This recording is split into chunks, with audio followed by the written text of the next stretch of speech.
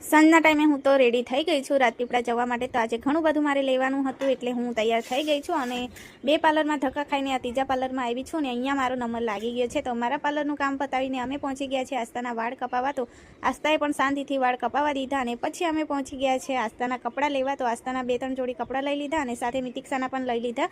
અને અહીંયા તો છે ને મસ્ત મસ્ત રમકડા પણ મળતા હતા. એમાં છે ને આ નાની નાની ઢીંગલીઓ બહુ જ મસ્ત મળતી હતી, પણ મારા હસબન્ડે છે ને મને લેવા જ નહીં દીધી. પણ મેં કીધું પાછી આવીશ ને તો આમાંથી એક તો લઈને જ જઈશ. તો બહુ જ મસ્ત ઢીંગલીઓ મળે છે અહીંયા. અને બજારનું બધું કામ પતાવીને અમે તો પહોંચી ગયા છે રસ પીવા, કેમ કે તડકામાં છે ને મગજ બહુ ગરમ થઈ જાય છે. અને અહીંયા છે ને મારી આસ્તાને જાતે જ પીવો હતો રસ, એટલે મારા હસબન્ડે ગ્લાસ એને જ પકડાવી દીધો.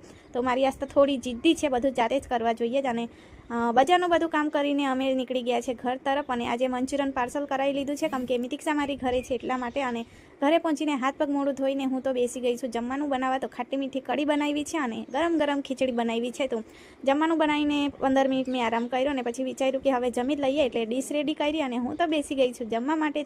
તો આજનો મારો વિડીયો ગમ્યો હોય તો વિડીયોને લાઇક, શેર અને સબસ્ક્રાઈબ. બાય બાય, જય માતાજી.